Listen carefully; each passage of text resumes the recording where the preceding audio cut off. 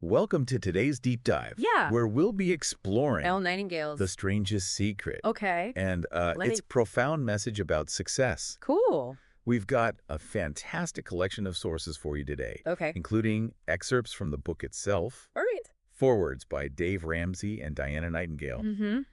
and a thought-provoking introduction by Kristen Cornish. Okay. This message, recorded back in 1956, sparked a movement. Really? Yeah, Wow. and its wisdom still resonates powerfully today. Yeah. So get ready to uncover the secret. Okay. Dive into the 30-day challenge All right. and see how it all connects to your own aspirations. It's remarkable how a message from over half a century ago Yeah, can still hold such relevance. for sure. Nightingale's work is a testament to the enduring power of these ideas. Absolutely. Yeah. The book starts with a quote from Dr. Albert Schweitzer that immediately grabs your attention. Oh, really? Yeah, he states that men simply don't think. It's like a jolt to the system, urging us to examine our own thought process. I see. Yeah. Interesting. It challenges us to consider if Yeah. we're consciously directing our lives or simply drifting along. Right. Nightingale highlights a sobering statistic, Okay. revealing that only 5% of individuals reach their definition of success Yeah. by the age of 65.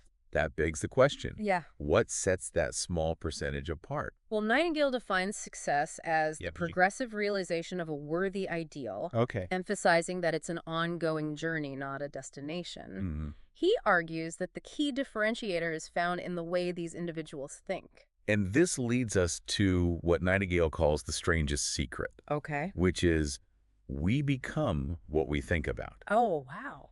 This idea is incredibly potent. Yeah. And it's not just Nightingale's opinion. Right. He cites thinkers across history, from Marcus Aurelius to William James, Mhm. who all echo this profound connection between our thoughts and our reality. He uses a powerful agricultural analogy to explain this concept. Okay. Just as a farmer planting corn will harvest corn, Right? and a farmer planting nightshade will harvest poison, Yeah. so too do our thoughts determine our outcomes. So it's not just about setting goals. Right. It's about cultivating the right mindset to achieve them. Precisely. Okay. This is where the concept of belief becomes paramount. Okay. Nightingale draws upon biblical scripture Mm-hmm. and quotes Dr. Norman Vincent Peale, Okay. who affirms believe and succeed. Right. Shakespeare even weighs in on the matter, Wow. cautioning that our doubts are traitors and make us lose the good we oft might win by fearing to attempt. Interesting. Essentially, our own self-doubt can become the biggest obstacle to achieving our goals. But what about the role of external factors? Right. Surely circumstances play a role in our success, don't they? Nightingale addresses this by sharing George Bernard Shaw's perspective. Shaw believed that individuals have the capacity to shape their circumstances rather than being passively shaped by them. Mm-hmm. We are not merely victims of fate, but active participants in creating our own realities.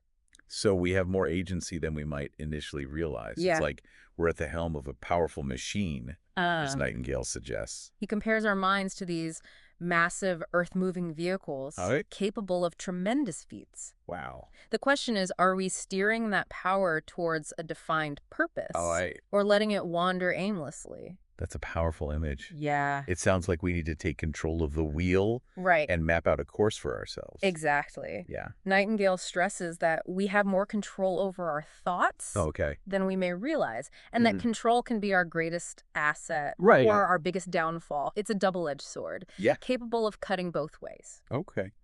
He then introduces a practical tool to harness this power, Oh. the 30-day challenge. This challenge sounds intriguing. Yeah.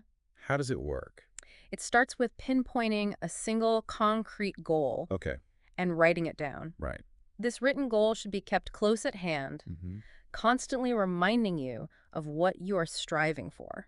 So it's about constant reinforcement and focus on that Mhm. desired outcome. Yeah. What else does the challenge entail? The crucial element is to replace any negative or self-defeating thoughts Okay. with a clear mental picture of achieving your goal. Okay. This process of mental repetition helps to solidify your belief Mm-hmm. and strengthens your resolve. So you're saying it's not enough to just think positively. Right. We need to actively visualize our success. Exactly. Okay. Remember, Nightingale emphasizes that persistence is simply another word for faith. So it's not just about positive thinking, Right. but about cultivating a deep-seated belief Yes. in our ability to achieve the goal. Exactly. But success isn't a free ride, is it? Well, There must be a price to pay for reaching our aspirations. Nightingale doesn't shy away from the effort Right. involved in achieving success. Okay. He compares it to the rigorous path of becoming a doctor, Oh, wow. which demands years of dedicated study and unwavering commitment. I see. He outlines 4 key elements that make up the price of Yeah. success. I'm curious to learn more about these elements. Could Yep. you elaborate on each one?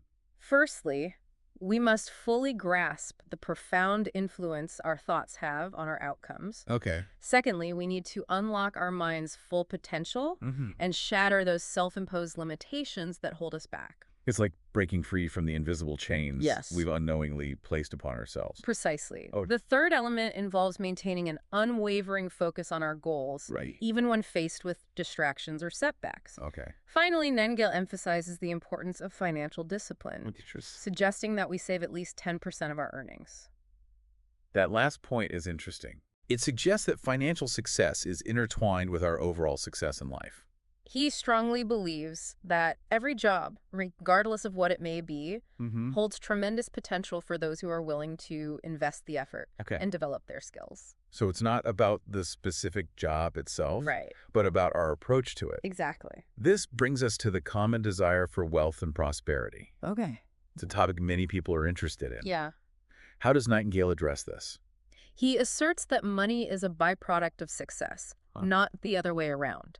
It's like trying to get heat from a stove without adding any fuel to the fire. Right. We must first provide value to others Okay. before we can expect to receive financial rewards. That makes a lot of sense. Yeah. So instead of chasing money directly, Right. we should focus on building value and serving others. Exactly. Got it. He points to the fundamental law of mutual exchange. Okay. Prosperity flows from offering valuable services or products to the world. It's about giving back and contributing to something larger than ourselves. Precisely. Nightingale even shares 6 actionable steps. Oh, really? Yes, Wow. outlined by Dr. David Harold Fink for achieving success. Interesting.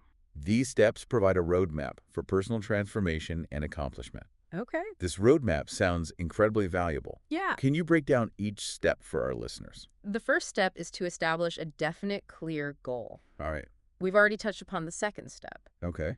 Silencing that inner critic and replacing negative self-talk Right. with empowering affirmations. It's about cultivating a supportive inner dialogue Yes. that encourages us to grow. Exactly. What about the remaining steps? The third step is to focus on the reasons why we will succeed, Okay. rather than dwelling on potential failures. Okay. The fourth step involves examining any limiting beliefs Right. we may have inherited from our childhood or past experiences. These deep-rooted beliefs can often hold us back. Yes. Without us even realizing it. Absolutely. Okay. The fifth step is to create a new self-image, Mhm. one that aligns with our desired outcomes. Got it. Finally, the sixth step is to act the part Okay. of the successful individual we envision ourselves to be. It's like stepping into the role we aspire to play. Yeah. And embodying that persona. Precisely. Okay. Nightingale encourages us to repeat this 30-day challenge until it becomes an ingrained habit, Okay. a yeah. way of life rather than a temporary fix. So consistency and repetition are key to transforming our mindset Exactly. and ultimately our reality. Yes. It's fascinating to see how all of these ideas connect and build upon each other. Yeah. But I'm curious to learn more about the insights shared in the forewords and introduction to the book. Okay. They offer additional perspectives Right. that could enrich our understanding of Nightingale's work. Dave Ramsey's foreword provides a particularly insightful perspective. Okay. He credits Nightingale's message as a pivotal influence Wow. on his journey to financial success and highlights a compelling parallel. Okay. Just as building a fulfilling marriage requires conscious effort and intentionality, Right. so too does cultivating success in any area of life. So it's about applying those same principles of commitment and dedication Exactly. to other areas of our life. He emphasizes the power of belief, using the inspiring story of Roger Bannister breaking the 4-minute mile barrier as a Yes. prime example. That's a great example. Yeah. For years, people believed that running a mile in under 4 minutes was physically impossible. Right. Yet, once Bannister proved it could be done, others quickly followed suit.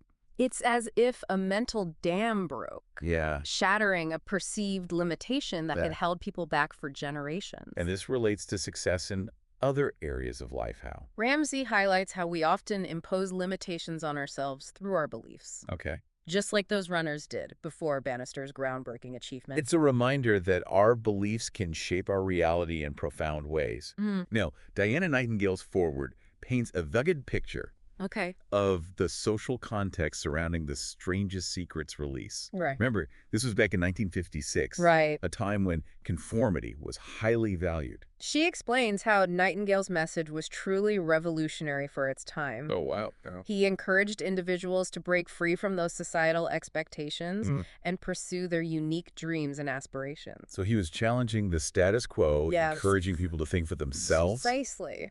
Must have been a breath of fresh air in a society Yeah. that prized conformity. And Kristen Cornish's introduction brings it all full circle, doesn't it? In what way? She highlights how Nightingale's ideas sparked an entire industry Oh, really? dedicated to personal development and self-improvement. That's amazing. The landscape has transformed dramatically since 1956. The sheer abundance of resources available Yeah. and the vast number of people actively pursuing personal growth Right. is a testament to the enduring power of Nightingale's message. He tapped into a universal human desire Okay. for growth, fulfillment, and achieving our fullest potential. Absolutely. So are you ready for the challenge? What challenge? Now, for you, our listener, let's connect all of this back to your life. Oh, okay. Nightingale leaves us with a thought-provoking image. Okay. He suggests that each of us stands in the middle of our own acre of diamonds. It's a powerful metaphor, Yeah. suggesting that we're surrounded by untapped potential Oh. opportunities and resources just waiting to be discovered. But we often fail to recognize these opportunities Right. because of our limited beliefs, Yeah. fears, or inability to see what's right in front of us. It's as though we need to adjust our perspective Okay. to see the world and ourselves with fresh eyes. So instead of looking outward for validation or searching for some elusive shortcut to success, Right. we should turn our attention inward Yes. and explore the vast potential that lies within. I challenge you, the listener, to contemplate what acre of diamonds you're currently standing in. That's a good question. What possibilities are you overlooking? Yeah. What aspirations have you buried beneath the weight of self-doubt or Uh, societal expectations? This is your chance to unearth those dreams, dust them off, and start planting the seeds of positive thought. Absolutely. Remember, we become what we think about. It's time to stop waiting for someone else to hand you a map. Right. You possess the power to create your own. We've been given an incredible toolbox, Uh-huh. but so many of us leave it unopened, Yeah. collecting dust in the attic of our minds. Nightingale provides us with the key to unlock it. And what is that key? It's not about complex formulas or secret rituals. It's Okay. about harnessing the power of our thoughts, about choosing to concentrate on what we desire, Right. not what we fear. Every day we make choices about what we feed our minds, Yeah. the seeds we plant. And those thoughts ultimately shape our reality. It's a powerful reminder that we have more control over our lives Yes. than we often realize. As Nightingale reminds us, Okay. we are where we are because that's exactly where we really want to be, Wow. whether we'll admit that or not. That's a powerful statement. Yeah. Forcing us to confront the reality Right. that we are the architects of our own lives. More excuses. Okay, right. It's time to step up and take responsibility Yeah. for our thoughts and actions. Absolutely. However, it's not about berating ourselves for past mistakes Right. or dwelling on negative thoughts. Okay. It's about acknowledging where we are, Mhm. accepting it, and then choosing to move forward Right. with a positive, growth-oriented mindset. It's like hitting the reset button, Yeah. starting a fresh chapter without erasing the past.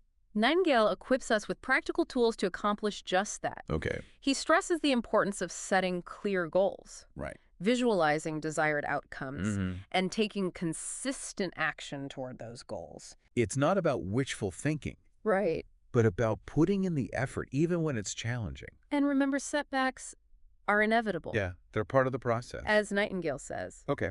if you should fail during your first 30 days, Mm-hmm. you've got to start over again from that point and go 30 more days. It's about not giving up. Exactly. It's about persistence, Okay. about refusing to give up on ourselves Yes. and our aspirations. It's about having faith in ourselves even when doubt creeps in.